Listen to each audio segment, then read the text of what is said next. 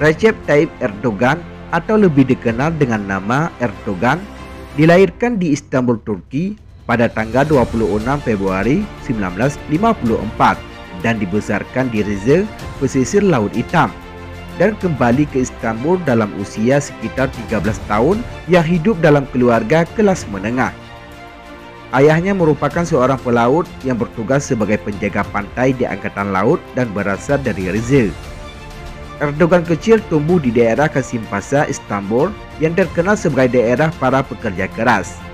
Di Kasimpasa ia mengenal kondisi masyarakat miskin perkotaan sekaligus mengenal solidaritas masyarakat Kasimpasa. Ia belajar di sekolah agama, sekolah Imam Khatib dan melanjutkan ke Universitas Marmara untuk belajar ekonomi dan bisnis. Erdogan juga pernah bekerja di perusahaan angkutan kota Istanbul setelah meninggalkan sepak bola dan bekerja di sektor swasta. Seterusnya pada tahun 1982, ia menjalani wajib militer sebagai seorang perwira dengan tugas khusus. Presiden Recep Tayyip Erdogan menjadi simbol kebangkitan Islam di kawasan Asia dan Eropa. Bahkan oleh para pengkritiknya, Erdogan dijuluki sebagai Zenius Ottoman Sultan atau Raja Baru Turki Utsmani. Erdogan dan Turki memainkan politik aktif di kawasan Timur Tengah, Eropa, dan Asia. Ribuan tentara Turki hadir di sejumlah negara dari Irak, Libya, hingga Suriah. Bagi sejumlah pemimpin negara-negara Arab, Erdogan digambarkan arogan, haus kuasa, dan ekspansionis. Erdogan dipersepsikan sebagai sosok yang ingin membangkitkan kekhalifahan yang sudah punah. Beberapa waktu lalu Erdogan banyak mendapat kritikan. Hal ini terkait dengan pengubahan Hagia Sophia dari museum menjadi masjid.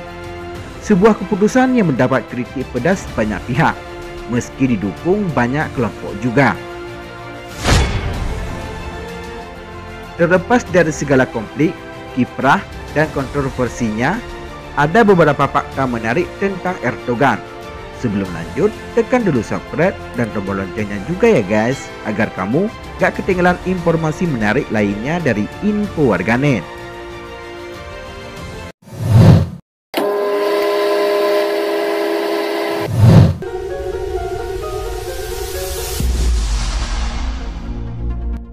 Erdogan pernah merasakan bagaimana pahitnya jeruji penjara.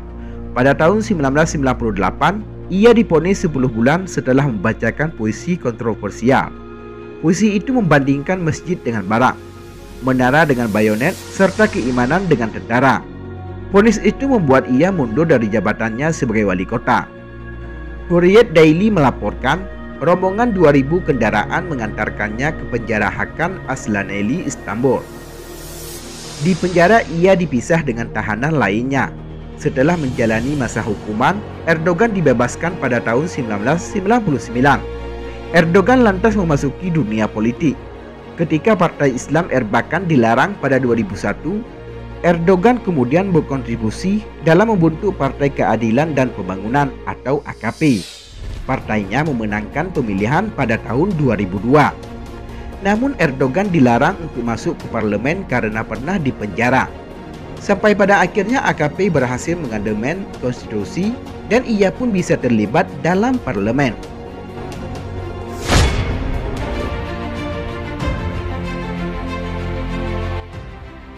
Erdogan sudah cukup terkenal sebagai orator ulung sejak sekolah menengah atas. Pria kelahiran 26 Februari 1954 ini kemudian sempat bermain di klub sepak bola profesional. Ia bermain di klub Kasimpasa Sport antara tahun 1969 hingga tahun 1982. Kehebatan Erdogan sebagai pemain sepak bola masih tersisa kendati usianya sudah memasuki kepala 6. Pada Juli 2014, Erdogan melesakkan 3 gol dalam sebuah pertandingan eksibisi peresmian stadion di Istanbul. Erdogan bermain sepak bola lokal sejak usia 16 tahun sebelum ke Liga Amatir. Ia dikabarkan sempat ingin direkrut oleh klub ternama Turki, namun ayahnya menolak. Erdogan lantas masuk ke Universitas Marmara. Ia pun aktif di Partai Islam pimpinan Erbakan. Pada tahun 1994, Erdogan terpilih menjadi wali kota Istanbul. Kemenangan di Istanbul membuat kaget kelompok sekuler.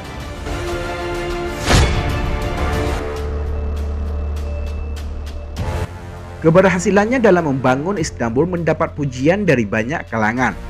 Salah satu sekularis bahkan mengatakan Erdogan telah berhasil membuat Istanbul menjadi lebih hijau. Pengalaman di pemerintahan lokal membuat Erdogan beranjak ke nasional. Partai yang didirikannya AKP berhasil memenangi pemilu pada tahun 2002. Kendati sempat dilarang masuk parlemen karena sempat dipenjara, Erdogan tetap tak putus asa. Amandemen konstitusi pada tahun 2002 membuatnya bisa masuk ke pemerintahan. Pada tanggal 9 Maret 2003, ia berhasil memenangkan pemilihan. Dan beberapa hari kemudian, Presiden Ahmedinejad Sezer memintanya untuk membentuk pemerintahan. Sebagai Perdana Menteri, Erdogan melakukan perjalanan ke berbagai negara termasuk Amerika Serikat dan Eropa. Ia seolah menampik tanggapan sebagai sosok anti Barat. Erdogan juga berulang kali menyatakan keinginan Turki untuk bergabung dengan Uni Eropa. Kendati begitu, Erdogan sangat perhatian dengan sejumlah isu-isu Islam. Pada tahun 2007, ia sempat bersitegang dengan kelompok sekuleris setelah keinginan AKP untuk mengajukan presiden dengan latar belakang Islam kental ditolak parlemen. AKP kemudian menggelar pemilu dini dan meraih suara mayoritas. Pada awal tahun 2008, parlemen yang dikuasai AKP mengubah aturan yang melarang jilbab di kampus. Kelompok oposisi kembali mengecam Erdogan yang menyebutnya mengancam negara sekuler Turki. Para lawan politiknya mencoba menggugat Erdogan dan tokoh AKP lainnya ke pengadilan agar hak politik mereka dicabut. Namun Erdogan berhasil menjaga posisinya. Pada Juni 2011, Erdogan terpilih untuk ketiga kalinya. AKP kembali berhasil meraih suara mayoritas, namun gagal memperoleh 2/3 suara parlemen untuk mengamandemen konstitusi. Erdogan ingin agar sistem pemerintahan Turki diubah dengan memberikan kekuasaan lebih besar pada presiden. Erdogan tak bisa lagi maju pada 2014 karena dibatasi oleh Undang-Undang Dasar yang melarang 4 kali masa jabatan. Kendati begitu, ia dapat dengan mudah meraih kursi kepresidenan. Pada tanggal 28 Agustus 2014, ia pun dilantik sebagai presiden. AKP kehilangan suara mayoritas pada pemilu Juni 2015 lalu. Namun mereka berhasil kembali mengambil kuasa itu pada pemilu Sela 2015. AKP kembali bisa membentuk pemerintahan tanpa harus berkoalisi dengan partai lain. Kendati tidak menjabat sebagai Perdana Menteri, Erdogan tetaplah menjadi pemimpin disegani. Presiden Amerika Serikat Barack Obama tak jarang berkomunikasi langsung dengan Erdogan untuk membahas masalah Suriah.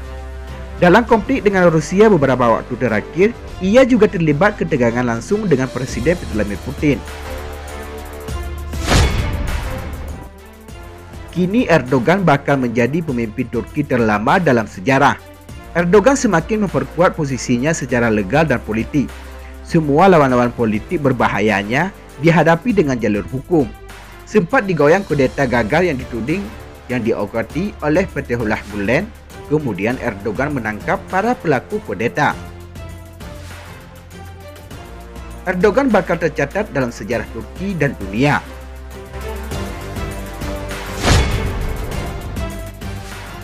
Demikianlah liputan info warganet. Semoga bermanfaat dan dapat menambah wawasan untuk kita semua. Terima kasih telah menonton dan tunggu video kami selanjutnya.